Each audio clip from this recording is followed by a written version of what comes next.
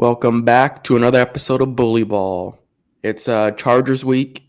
Big game for the 49ers coming off of a bye. Getting a lot of players back that were previously on IR. Have some unfortunate news as well that we'll talk about a little bit later, but excited to get into it. My regular co-host isn't here. He's in the process of, I think currently he's at the airport to fly to Germany. So he might not be on for the next week or so. We'll see there. But I have my dad filling in out there in California. How you doing? Pretty good. Thanks for having me. Yep. We're always happy to be on Bully Ball. Mm-hmm. All right, let's get into it. Tony Montana, Tony Montana, Tony Montana, check up on my ear. Tony Montana, Tony Montana, Tony Montana, I'm about to cut the. All righty. I had a quick question to get us started off. Being out there in California in the Bay Area specifically, what's been the vibe around the Niners, from like fans, if you know any Niner fans, or even just the radios, what have they been saying about this new and improved Niners team? Well, at first there was a lot of excitement. And then when we came out playing the way we were playing, like when Jimmy G took over, they were like, oh, yeah, this is going to be so good. We're so lucky. And then a game or two went by, and then everybody got down. Like, what the hell's going on, man? Like, we're supposed to be good right now. This is our time. We do have Jimmy G back. Like, what's happening? After the last week, the last game actually before the bye, that was finally, I think, our first game that we finally put everything together, and we were still missing Debo at the time. So the hype's getting back in the Bay. The people are getting excited. This is a big game for us to see how we're going to come. We had the bye week. We're getting a lot of our injured players back. This is the game right here. This is the run. This is where we start making the run. It's put up or shut up time right here. But the vibe is back. I mean, everybody's seeming pretty excited. So see what happens. Definitely. Yeah, this week, like we said, we have the LA Chargers on the docket. They're coming off a win against the Falcons, who everybody knows the Niners lost to and got dominated by. Kind of special circumstances with that game, as most of our defense, I believe 8 out of 11 starters were out at the end of that game. So that's the one common opponent we have. So we'll see how that goes down. Should be pretty interesting. Should be a fun game. They just rolled out their top 2 receivers in Keenan Allen and Mike Williams. They're not going to be playing this week, so that's going to be huge for the Niners, especially after we got the devastating news yesterday that Jason Verrett tore his Achilles and he's out for the season. Just unfortunate news. That's his second Achilles tear. He's torn his ACL twice, torn his labrum in his shoulder as well. So he's had an extensive injury history, and it sucks to see because the 2 seasons that he was actually healthy were all pro level seasons. You know what I mean? Like, that's probably one of the best players that we won't get to actually see how good he is just because of his injuries. And it also hurts the 49ers team as well because, I don't know if many people were really relying on him to get back just because of the injuries.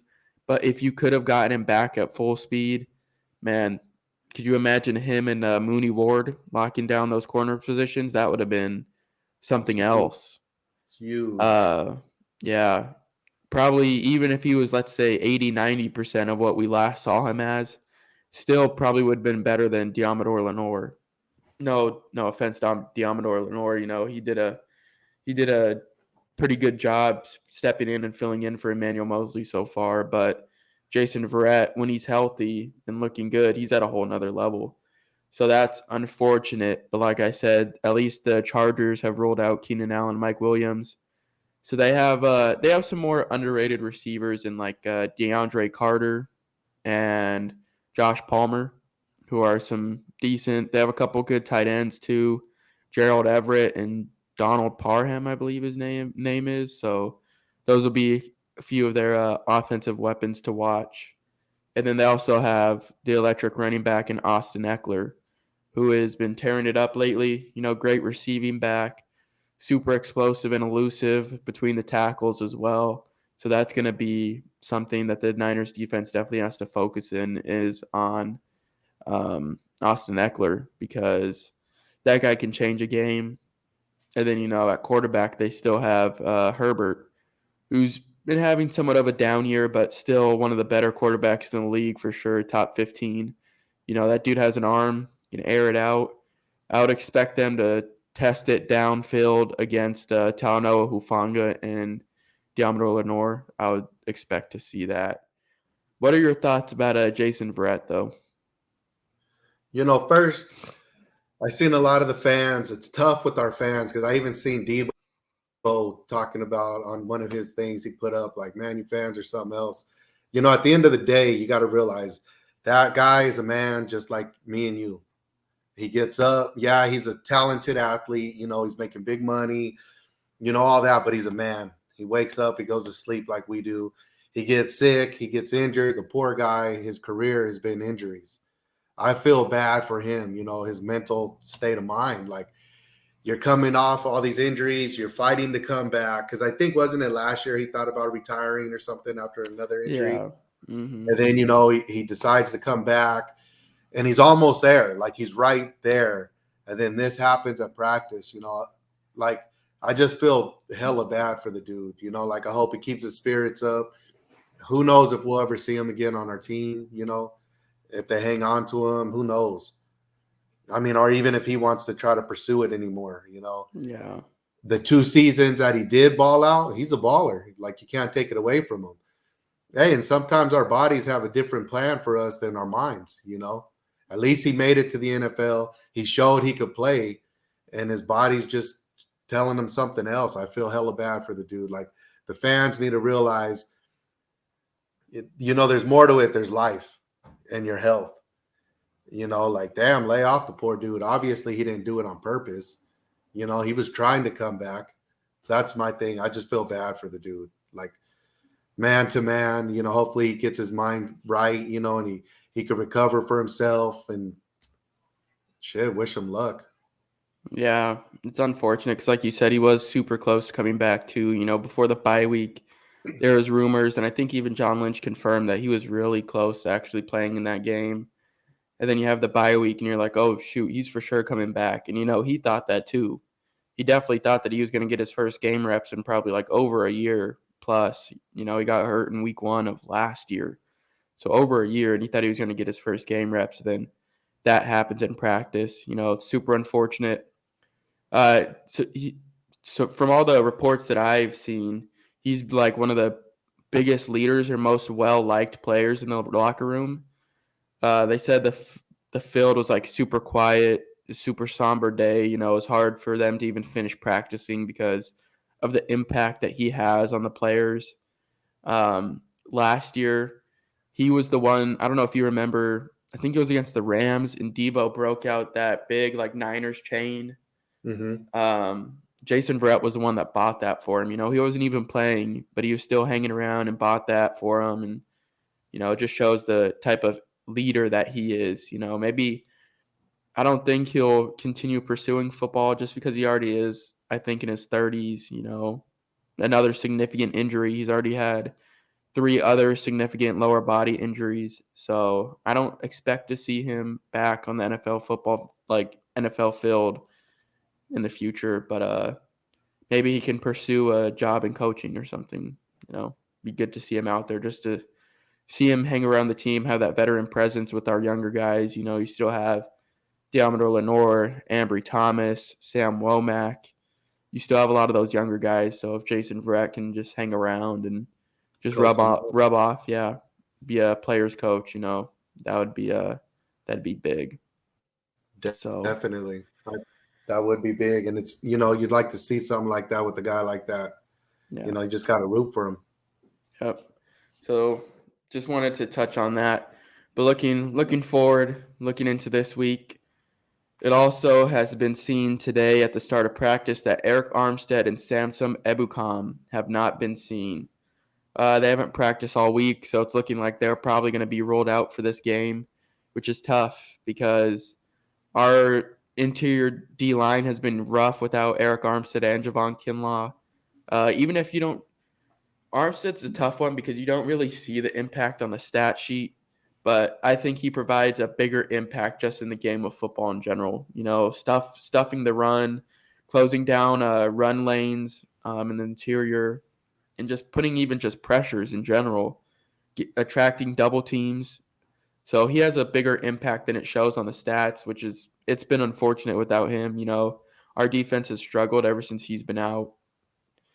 They said last week that he has I think a stress fracture Yeah. in one of his legs, and then plantar fasciitis in his other foot. So he's dealing with 2 injuries on separate legs. He is a huge guy too, so hopefully he can get back soon because we're gonna need him.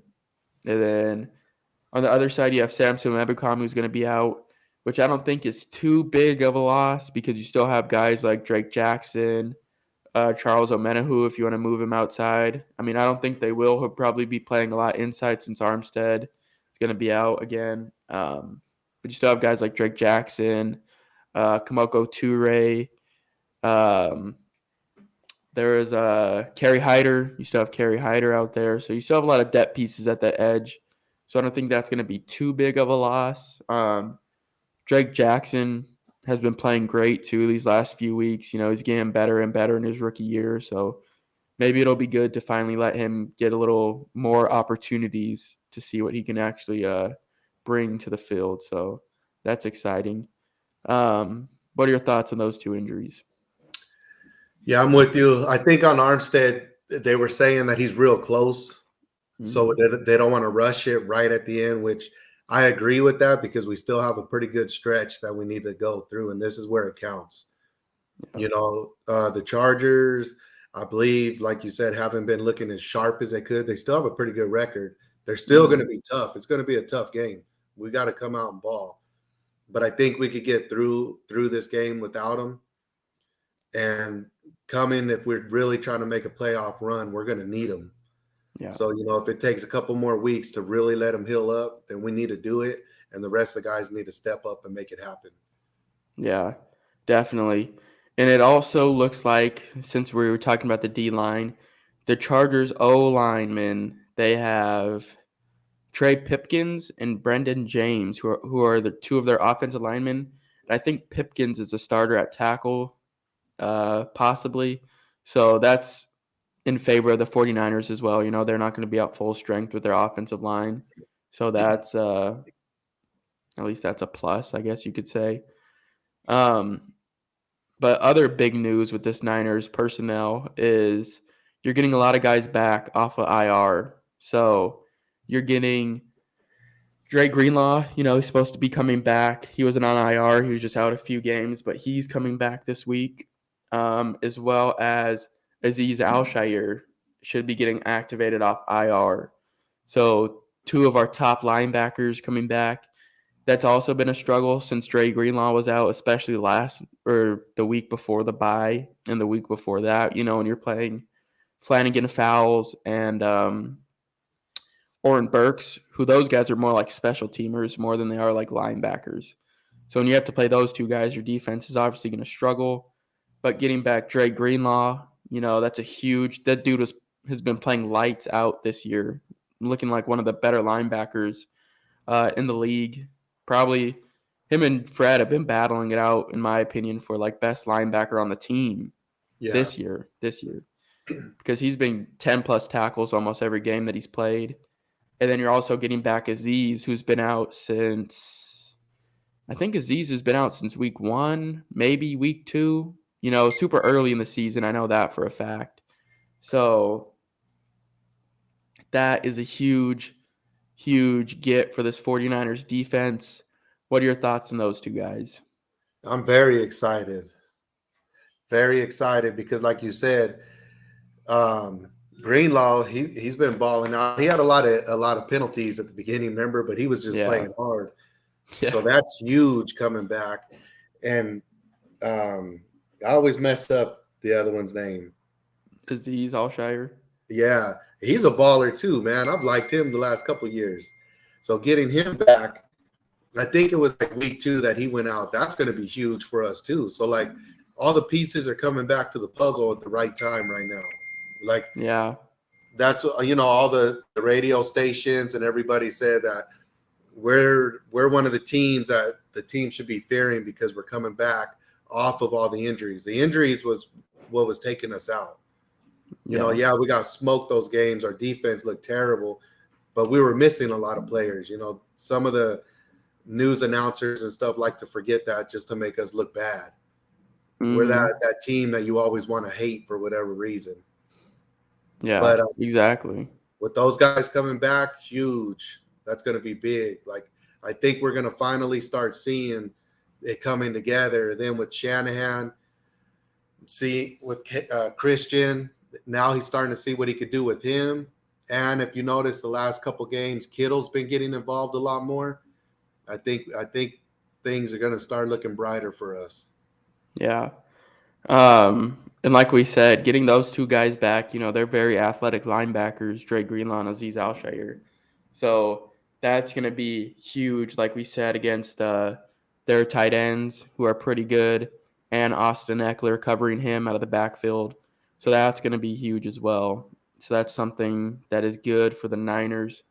On the offensive side of the ball, you're getting back Elijah Mitchell to add into that backfield, which I'm pretty excited for. I just want to see how that snap count's going to go. How much is McCaffrey going to get and how much is Elijah Mitchell going to get? Because if you remember, before Elijah Mitchell got hurt, I know he got hurt in week 1 and it was pretty early, but the few runs that he had, he still looked super explosive and still super good. You figure he almost had 1,000 rushing yards last year and he missed like 6 games or something. So it's going to be interesting to see how that works. The offense is at full power right now. You have McCaffrey, Elijah Mitchell, George Kittle, Brandon Ayuk, Debo, and then Jimmy has been looking like he's on the ascension as well. He's been playing better and better each week. So that's going to be extremely exciting. It's going to be interesting to see how we distribute the ball because you do have so many key players, so many players that can just change the game by themselves.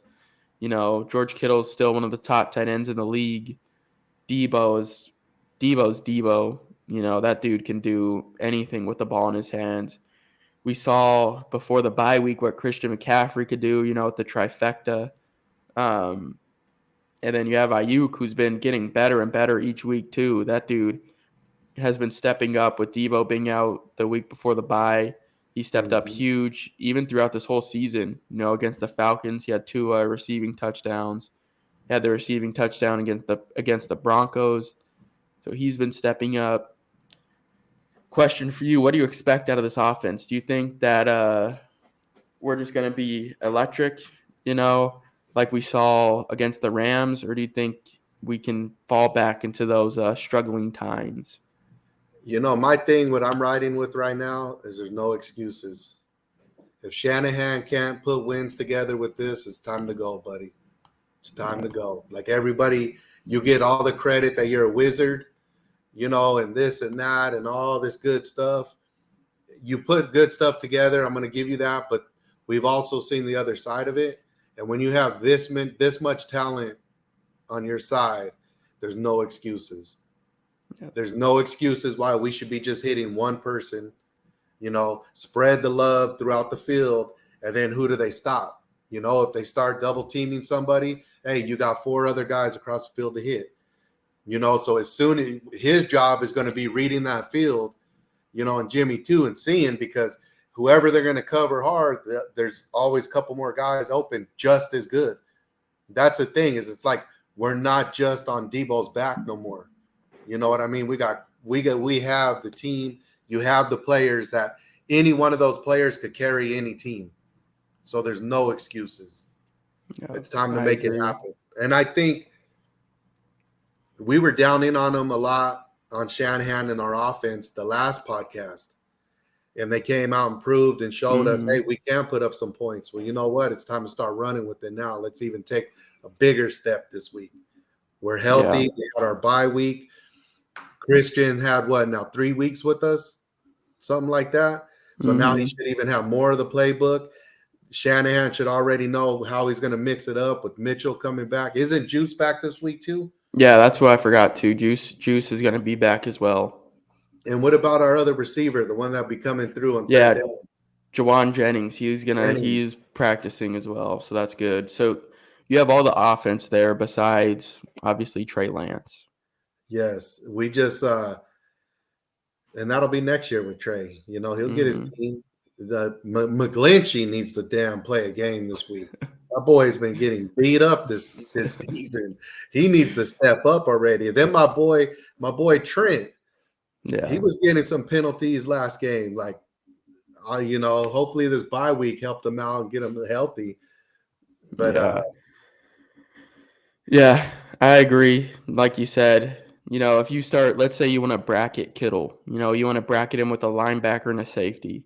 Okay, that's taking pressure off Debo, off of McCaffrey, and off of Ayuk and Juszczyk, because we see what Juszczyk could do with the ball. That dude's pretty much like another tight end out of the backfield, the way he catches passes and stuff. So there's really no real excuses anymore because you have all the playmakers. You have that running the ball aspect. You have the throwing the ball. You have the receiving threats. There's really no excuses this week. And even in the future, not just this week, but in the future as well. This week, the offense should be explosive too because the Chargers, I believe, are like 31st in the league in rushing yards allowed per game. So their run game should be looking nice. We saw what McCaffrey did. We saw it from the first snap that he got with us against the Chiefs. I thought each run that guy had, he just looked explosive. Like he was one arm tackle away from breaking that huge play, and then comes back the following week, and there's no words to explain what he did. He had a trifecta, something that you'll probably never see again in your life, or at least not for a long time. So there's no excuses. You have electric playmakers, and you can't blame Jimmy. Doesn't have any excuses either. You know what I mean? All you need to do is just get the ball in these dudes' hands. Even if it's just a screen, simple little out route, slant, swing from McCaffrey, like all you need to do is just get the ball in his hands. We're not asking you to make plays by yourself. All we're asking you to do is just get the ball in the playmakers' hands and let them do their thing. Because Debo can take it by himself. Kittle can take it by himself. McCaffrey can take it by himself. Elijah Mitchell can break huge runs. And Ayuk is destroying people on routes now. So there's like no excuses. You know what I mean? This offense should be firing in all cylinders. Like you said, McCaffrey now has three or so weeks in the offense, which is another crazy thing because looking at that Rams game, I know we didn't do a podcast kind of like recapping that game. But he only had, I think, 10 days, 11 days to learn our playbook. And as you know, like all of our players say, learning Shanahan's playbook is extremely complicated. It's one of the most longest play verbiage that you'll ever see in the NFL.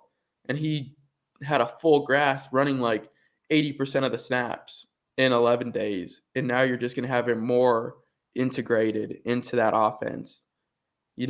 Shanahan, another reason, I know we're just talking about excuses for our guys now, but it's true at this point because Shanahan has had 2 weeks to prepare for this Chargers team. He's had 2 weeks to draft up a game plan for our offense. You know what I mean? You don't have the typical 1 week or a short week because you played on a Sunday night or anything. You have 2 whole weeks to make up plays for your playmakers. So there's no excuses for this offense to come out looking stale. We need to look like a Chiefs offense, just explosive, threatening downfield. Even if you're not throwing the passes downfield, you still have those vertical threats. And just the offense needs to come out looking explosive. We're at full strength. Like you said, everybody's been kind of down on Mike McGlinchey, and I know me and Joseph have been extremely down on him as well. So I don't want to jump on him too much. There was a interview and he said like, I know a lot of Niner fans wanted Derwin James over me in the draft, so sorry that you got like socks and underwear for Christmas. So he's seeing some of that heat, and John Lynch has backed him up lately, saying that he's been playing a great year and stuff. But yeah, he does need to hold up a little bit better, and I think he knows that too. And even Joe Staley chimed in on it too, saying, yeah, like, here's some things that he needs to do to get it back together. He's not really playing like himself, so he needs a bounce back game as well. But yeah, our offense should definitely be hitting. Just to recap that last game real quick, who was your bully of the week for that one? I know you said before the game Christian McCaffrey, and he had that trifecta. So is that who you're rolling with? Yeah, it was him, and I was saying Shanahan had to have a good game. Yeah, definitely. I would say my bully of the week for last week against the Rams is I'm going to go against the grain here. I know the easy answer is obviously McCaffrey with his trifecta, but I'm going to say Fred Warner. He played extremely aggressive last year. Last game, he was flying around the field. He looked like his all-pro Fred self, you know what I mean? He's been kind of missing that edge a little bit, but that last game really, you could see he was playing for something else. There's that play where he like flew all the way across the field and like speared that guy in midair. So he was just playing aggressively. He was bullying people. So that was my bully of the week for the Rams game. Going into this game, who is your bully of the week prediction?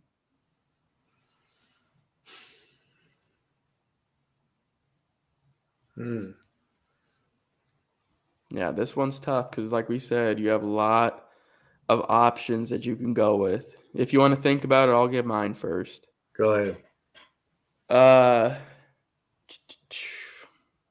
Yeah, so I'm gonna stick to the offensive side of the ball.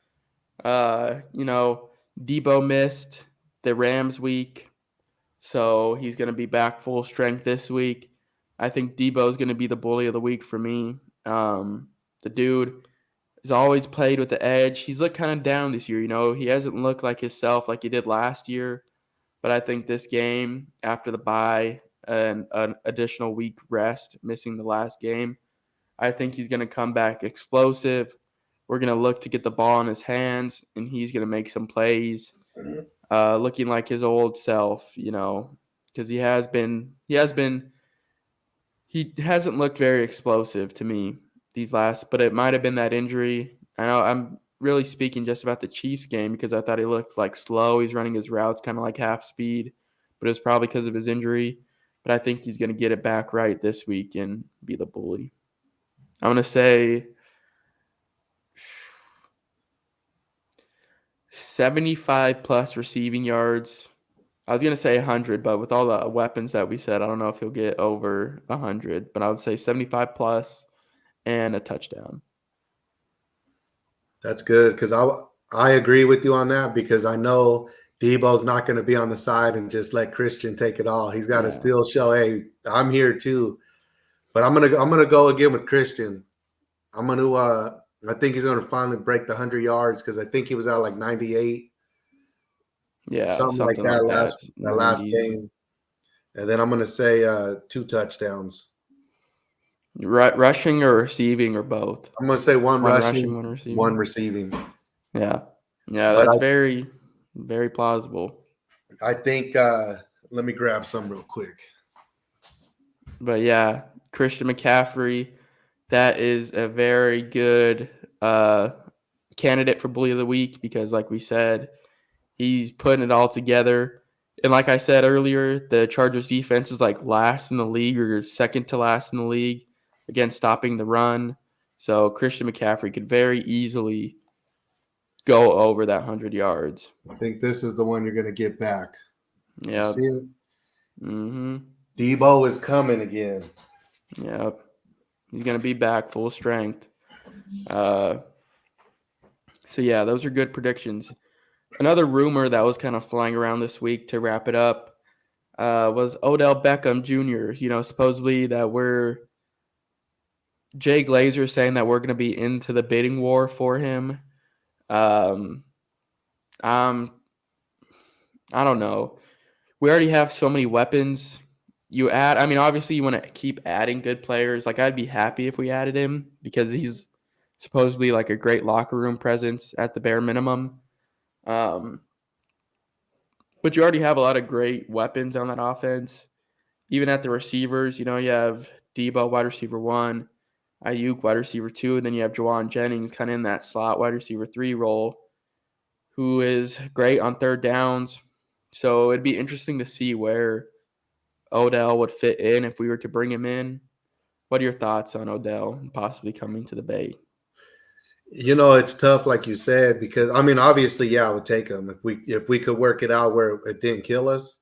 Mm-hmm. That's just another one that when he's on the field, you're going to have to make sure you cover him. So that's going to open up somebody else even better. But Yeah. I wouldn't give up the team for him, because we do have. I believe we could do it with what we have. Yeah. The I weapons agree. on offense. I believe we could do it with what we have. But if he did want to come and get a Super Bowl with us, hey, come on down. Yeah. Because he is a threat and he is one of the best out there. Yeah. I You know, agree. another thing I seen this week, I think it was this week, is Trey got his boot off Mm-hmm. and he's walking around without his boot. So that's good news looking for the future. Yeah. Some people keep bringing it up that like if the Niners bring back Trey Lance if we make it to the playoffs and stuff. What are your thoughts on that? That's a tough one because he's still going to go through his growing pains. He's going to make some of those mistakes that Jimmy was making, but we would accept him more because he was a young quarterback. So that's a tough one. Like last year, I thought there was times we should have threw him in when Jimmy was struggling. But I think even the game we lost against the Rams, they needed to put the ball into our playmakers' hands, and they didn't. That's what I believe beat us. Like if you would have threw it in the fourth quarter a couple times to Debo, a couple times to Kittle, they were struggling with them all that whole game. That game could have been different. This one, I don't want to rush him. We can't rush him now. He's our future. Like I think if he wasn't 100% healthy, maybe if there was a couple plays you could bring him in to throw him off. If he was 100% healthy, yeah, I would do something like that. But to try to just give it right back to him right away, not being 100% healthy, I wouldn't risk it. Yeah. Even if he is 100% healthy, I personally wouldn't bring him back just for like the playoffs or even late in the regular season. Just because Jimmy Garoppolo is going to have this chemistry with the offense already. Trey Lance isn't going to really have that chemistry because he hasn't had many games with the offense. Whole new playbook that you have to establish for Trey. That was a big thing that Shanahan said was a reason for the struggles early in the season was because the coaches and the playbook in general was structured around Trey Lance and his abilities. And then he goes down and you have to make a whole new thing for Jimmy Garoppolo. So I don't think that would work very well. And just putting that pressure on Trey Lance, like, all right, it's win or go home. You need a win or go home in the playoffs, and that's a lot of pressure for you coming back off of a broken ankle. He's going to probably be a little wary on his ankle and how it's going to hold up in his first few games back anyways. Yeah. So I wouldn't. It's just not plausible to me. Like there's no real reason to do it if we make it there. You know what I mean? Yeah. So I would have to say no for me if we were going to bring back Trey for the playoffs. And it's good that he's going to all the team meetings and everything too. Yeah. Like he's there. So he's putting in the time, which is good to see. He's not just out rehabbing, he's putting in the time. He's there with the team. So he is building a chemistry. So next year, there's something to be excited for. And that's a big thing too with the younger quarterbacks is the mental side of it. They have all the physical tools, but the mental side of it is where they struggle. So, it helps that he's in those team meetings kind of seeing like, all right, what options do I need to look for first?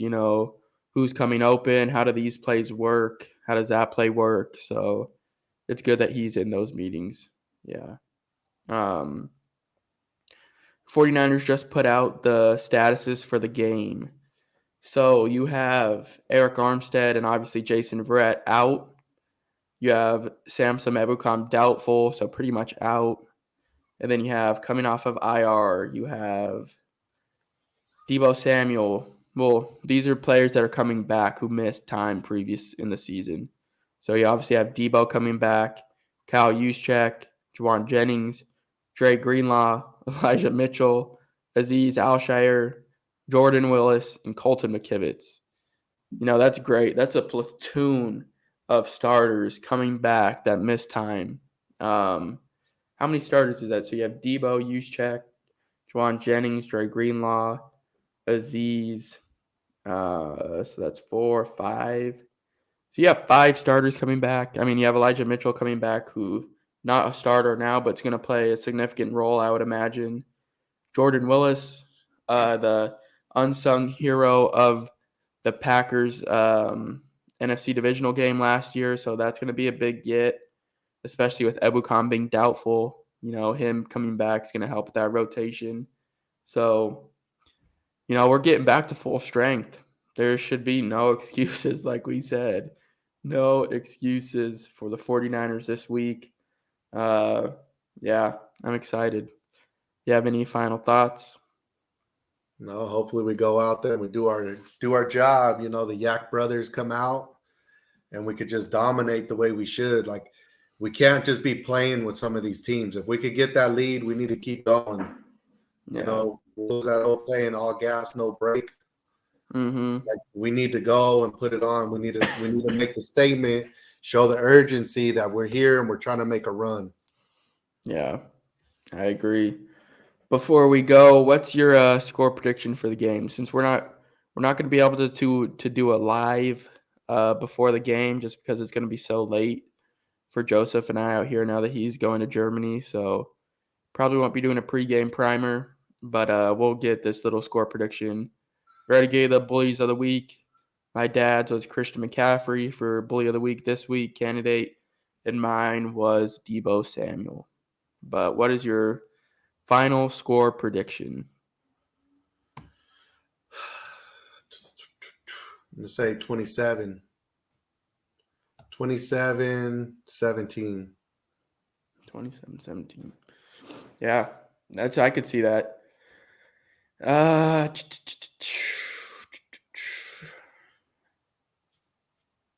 I'm going to say it's going to be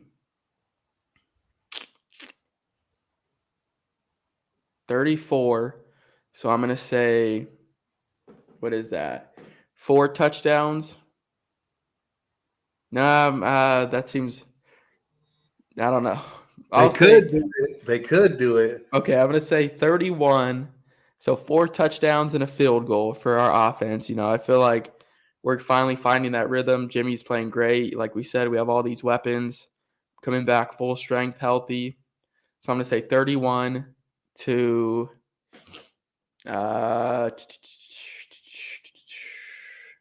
I'll say 31 to 20. I think our offense has a great game, puts up touchdowns, only get 1 field goal, getting away from that previous 49ers era of just kicking a crazy amount of field goals. I think we finally start punching them in with the addition of Christian McCaffrey. So I'm going to say 31 to 20 final score prediction. Should be a great game. Sunday night, prime time. We've been kind of let down in prime time in the past. Just off the top of my head, thinking of that Broncos game, that was terrible. So hopefully we can get it back together. Offense is clicking. Defense is clicking. They play this game for Jason Verrett. They play hard. And then we get out of here with the dub, going into, I believe, a big divisional game afterwards in Mexico City against the Arizona Cardinals. So get a dub here, take that into Mexico City, get a dub in that divisional game because that's going to be huge. Seahawks are playing great. So like Joseph and I said in the past, we need to win out in the division almost in a sense. So those are going to be huge games. But What if, I think, isn't it? I believe, I might be wrong, but doesn't Brady, the Bucks, end up playing the Seahawks? yeah, so the Bucks are playing the Seahawks Sunday in Germany. Um, so that one's going to be a big one too. Obviously, I'm rooting for the Bucks because Seahawks are still at top of the division. I think they're 2 games ahead of us because they haven't had their bye. So I think they're 2 games ahead of us right now. Obviously, we have the tiebreaker since we beat them earlier in the season. But yeah, it's a big game. I think the Cardinals are playing the Rams this week too. But So I've seen Murray has a hamstring injury. yeah. So Those who 2 teams knows? are already kind of out of the picture, though, you figure. But the Cardinals always play us tough, so that's going to be a big game. And then we still have a Seahawks game as well. But yeah, I think that's going to wrap it up for this podcast. Thanks for tuning in as always. Let's hope for health and just a great game, a Niners victory. We need it. I need it personally. Tired of seeing us lose. I need another good game like this Rams week. And yeah, besides that, you don't have anything else? No, let's go. Time to go. All right. Yep. We'll talk to you guys next week. Peace. Send it back.